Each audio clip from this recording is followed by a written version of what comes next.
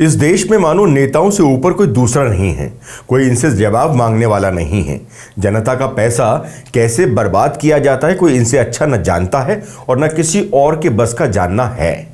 जनता ने उत्तराखंड से भी 5 लोकसभा सांसद और 2 राज्यसभा सांसद चुनकर भेजे हैं। उन पर भी नजर रखने की जरूरत है भी या जनता ने जिताकर इतिश्री कर ली है। खैर, लूट के इस मायाजाल में आगे बढ़ते हैं। देश की संसद में आजकल विंटर सेशन चल रहा है, जहां से लोगों को उम्मीद रहती है कि इस देश के नेता उनके लिए भी थोड़ा काम कर सकें। लेकिन अफसोस, नेताओं और राजनीतिक दलों को इससे ज्यादा कोई मतलब नहीं है। संसद का अब तक के सत्र में हमारे देश के नेताओं ने कितना काम किया है, आप जानेंगे तो सुनकर हैरान रह जाएंगे। संसद के चालू शीतकालीन सत्र के शुरुआती 6 दिन में लोकसभा महज 59 मिनट और राज्यसभा केवल 94 मिनट ही चल सकी। मतलब लोकसभा में जनता के मुद्दों पर बहस 6 दिन में महज 1 घंटे भी पूरी नहीं हुई और इसमें भी काम से ज्यादा भाषण ही हुआ। दूसरे सर्वोच्च सदन राज्यसभा में भी इतने ही दिन में महज 1.5 घंटे ही जनता के मुद्दों पर बहस हो पाई। लेकिन इससे हमारे देश के नेताओं को ज्यादा कोई फर्क पड़ता नहीं, क्योंकि वो जानते हैं कि इस देश की जनता को भी इससे ज्यादा मतलब नहीं है। वो ये जानते भी हैं और मानते भी हैं कि वो यानी नेतागण फिर से बड़े बड़े चुनावी भाषण और कई झूठे वादे करके फिर से चुनाव जीत ही जाएंगे। जनता का काम भले न हो रहा हो, लेकिन उनको काम न करने के बाद भी सैलरी मिलती रहेगी। कुल मिलाकर शुरुआती 6 दिन लोकसभा और राज्यसभा दोनों ही सदन 1 घंटा 53 मिनट ही चल सके हैं और करोड़ों रुपए अब तक खर्च हो चुके हैं। मतलब काम तो कुछ हुआ नहीं और जनता का करोड़ों रुपए सिर्फ राजनेताओं के हल्ला बोल और एक दूसरे पर आरोप प्रत्यारोप पर खर्च हो गए हैं। आमतौर पर संसद की बैठक 6 घंटे की होती है, सिवाय कुछ मौकों के, जैसे राष्ट्रपति के अभिभाषण और अध्यक्ष का चुनाव। हालांकि संसद अपना काम पूरा करने के लिए अपने सामान्य कार्य समय को बढ़ा सकती है। अगर आप अपने नेताओं को देखेंगे और उसके बाद संसद चलाने का खर्च जान लेंगे तो यकीनन अपना माथा पीट लेंगे। आपको ये जानकर हैरानी होगी कि संसद को चलाने में हर घंटे 1.5 करोड़ रुपए का खर्च आता है। अब सोचिए, एक दिन का पूरा खर्च कितना होता होगा। और ऐसे में अगर उन 6 दिनों को जोड़ दिया जाए जो बिना कामकाज के निकल गए तो ये आंकड़ा कहां पहुंच जाएगा, आप खुद अंदाजा लगा सकते हैं। लेकिन सबसे बड़ा सवाल यही है कि जनता को इन 6 दिनों में क्या मिला। जवाब ढूंढेंगे तो पाएंगे कुछ नहीं, कुछ भी नहीं। जिस वक्त अमेरिका जैसे देश में राष्ट्रपति चुनाव जीतने के बाद ट्रंप ने यह जिम्मेदारी सौंपी कि फिजूल खर्च नहीं होना चाहिए, तब हमारे देश की संसद में सियासतदानों ने मानो अपनी जिम्मेदारियों को राजनीति की खूंटी पर टांग दिया है। 1 घंटे का खर्च करोड़ों रुपए और 25 नवंबर के सत्र के शुरुआती दिन लोकसभा चली मात्र 6 मिनट। ये पहले दिन ही तय हो गया कि संसद के हंगामा वीर जनता से मिली जिम्मेदारी कैसे निभाने वाले हैं। 27 नवंबर को लोकसभा 15 मिनट चली, अगले दिन भी यही हाल रहा। लोकसभा 29 नवंबर को 20 मिनट और 2 दिसंबर को 13 मिनट चल पाई। राज्यसभा 25 नवंबर को 33 मिनट, 27 नवंबर को 14 मिनट चली। उच्च सदन 28 नवंबर को 17 मिनट चला और 29 नवंबर को सिर्फ 13 मिनट में स्थगित हो गया। 2 दिसंबर को 17 मिनट कार्रवाई चल पाई। हमारे सियासतदानों ने एक बार फिर संसद के कामकाज को बाधा दौड़ बना दिया है। नतीजा, लोकसभा में अब तक सिर्फ 4% और राज्यसभा में 5% कामकाज हुआ है, क्योंकि सबकी सियासत के मुद्दे अलग अलग हैं। लेकिन जनता के लिए सियासत करने वाला शायद ही कोई दोनों सदनों में हो। लेकिन सरकार इन सब मुद्दों से अलग संविधान पर चर्चा करने के लिए अड़ी हुई है। कांग्रेस चाहती है सबसे पहले अडानी पर हो चर्चा, जबकि टीएमसी चाहती है कि महंगाई और मणिपुर पर चर्चा हो। समाजवादी पार्टी के सांसद कहते हैं कि अडानी से बड़ा मुद्दा संभल है, इसलिए चर्चा उस पर हो। कुल मिलाकर अडानी विवाद पर चर्चा की कांग्रेस की जिद और इसे स्वीकार में करने में सरकार की अनिच्छा के कारण सत्र का पहला सप्ताह बर्बाद हो गया है। मतलब जनता के पैसे बर्बाद करने में विपक्ष से लेकर सत्ता पक्ष दोनों ही का हाथ है और इस बर्बादी पर दोनों को ही कोई मतलब नहीं, जबकि करोड़ों स्वाहा हो चुके हैं हमारे देश के होनहार नेताओं पर। संसद सदस्य जनता के प्रतिनिधि होते हैं और वो जनता की समस्याओं को देश के सदन में समक्ष रखते हैं ताकि जन समस्याओं का निवारण हो सके। लेकिन हाल ही में संसद के शीतकालीन सत्र के दौरान व्यवधान के कारण सरकारी खजाने को 144 करोड़ रुपए या 2.5 लाख रुपए प्रति मिनट का नुकसान हुआ है।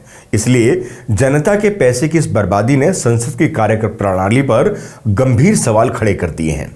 संसद की कार्यवाही में हाल ही में जो व्यवधान आए हैं वे बुद्धिजीवियों के बीच चर्चा का विषय बने हैं। हर कोई यही सवाल दोहरा रहा है कि मोटी मोटी सैलरी, भत्ते और अन्य सुविधाएं लेने वाले हमारे नेता जनता की गाड़ी कमाई को हंगामे में बर्बाद करने पर क्यों तुले रहते हैं। 2014 के आखिरी सत्र के बाद से पिछले 10 सत्रों में से इस सत्र में सबसे कम काम किया गया है और इस सत्र के संचालन पर प्रति मिनट 2.5 लाख रुपए का खर्च किया गया है। भारतीय करदाताओं ने इन सांसदों को वेतन और अन्य भत्तों के रूप में लगभग 177 करोड़ रुपए दिए थे। लोकसभा द्वारा उपलब्ध आंकड़ों के अनुसार एक सांसद को हर महीने 50,000 रुपये वेतन, 40,000 रुपये निर्वाचन भत्ता, 15,000 रुपये कार्यकाल व्यय और 30,000 रुपये सचिवीय सहायता व्यय के रूप में दिए जाते हैं। यानी कुल 1,40,000 रुपये हर महीने दिए जाते हैं। इसके अलावा सांसदों को साल भर में 34 मुफ्त हवाई यात्रा और असीमित रेल और सड़क यात्रा भी प्रदान की जाती है। इन सब के बाद भी इस देश के माननीय के नाम से पुकारे जाने वाले हमारे तथाकथित समाज सेवी नेता कितनी सेवा कर रहे हैं ये जग जाहिर है। इसको थोड़ा और ढंग से समझते हैं। एक वर्ष के दौरान संसद सत्र लगभग 100 दिन चलता है। प्रत्येक कार्य दिवस पर संसद लगभग 6 घंटे काम करती है। उपलब्ध आंकड़ों के अनुसार वर्ष 2016 के दौरान संसद की कार्यवाही में व्यवधान के कारण लगभग 90 घंटे बर्बाद हुए। इसके कारण लगभग 144 करोड़ रुपए का नुकसान हुआ, जिसमें संसद चलाने के लिए 138 करोड़ रुपए और सांसदों के वेतन और भत्ते के लिए 6 करोड़ रुपए शामिल हैं। मान लीजिए कि संसद का शीतकालीन सत्र 15 दिनों तक चलता है तो इस सत्र का कुल व्यय 144 करोड़ रुपए होगा।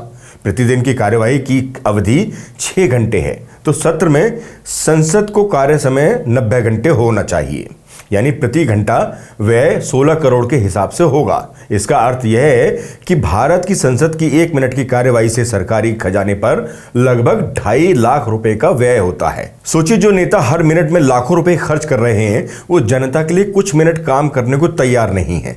सभी नेता अपनी पार्टी की जिद पूरी करने के लिए जनता का करोड़ों रुपए बर्बाद करने में लगे हैं।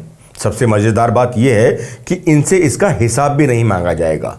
ऐसे में ये सवाल उठना लाजमी है कि क्या ऐसे सांसदों के वेतन में वृद्धि उचित है जो सिर्फ संसद की कार्यवाही को बाधित करने के तौर तरीके तलाशते रहते हैं।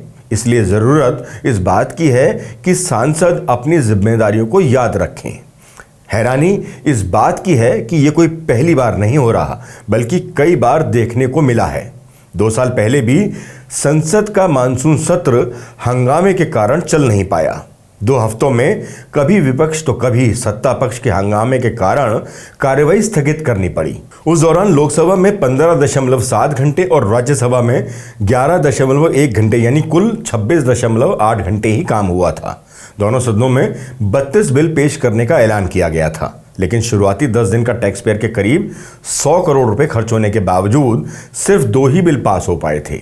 तो देखा आपने, हमारे नेता कितनी जिम्मेदारी आम जनता के प्रति समझते हैं। साल भर अपने विरोधियों पर वार करने वाले हमारे नेतागण सदन के अंदर भी यही करते दिखाई देते हैं, लेकिन वो भी जानते हैं कि सदन में वो कुछ भी करें, ना तो उनसे कामकाज का ब्यौरा पूछने वाला कोई है और ना ही खर्च को लेकर सवाल उठाने वाला। इसलिए सदन के अंदर भी नेता अपने दलों का एजेंडा पूरा करने में ही पूरा समय निकाल देते हैं। आम जनता से जुड़े मुद्दों का उनसे कोई लेना देना होता नहीं, सरोकार रहता नहीं और हमारी जनता भी इन्हीं नेताओं को अपना तारणहार समझकर हर चुनाव में बिना कोई सवाल किए चुनाव जिताकर फिर से संसद भेज देती है, ताकि वो फिर इसी तरह पैसे की बर्बादी को जारी रख सके। जब तक जनता इस फिजूल खर्ची को लेकर मुखर नहीं होगी, तब तक इस देश के नेता भी ऐसा करने से कभी पीछे हटेंगे नहीं। इसलिए सोचना भी जनता को है और फैसला भी जनता को ही करना है कि वो अपने मेहनत से कमाए पैसे पर देश के विकास के लिए जो टैक्स देते हैं उसकी ऐसी लूट होते देखना चाहते हैं या फिर सच में देश की तकदीर और तस्वीर दोनों बदलना चाहते हैं। करना जनता को ही है, क्योंकि नेताओं की तारनहार वही है और वही इन नेताओं की जमात को सुधारने का मादा भी रखती है। हम तो सिर्फ आंकड़ों के साथ सच ही सामने ला सकते हैं। आज के लिए बस इतना ही। नमस्कार।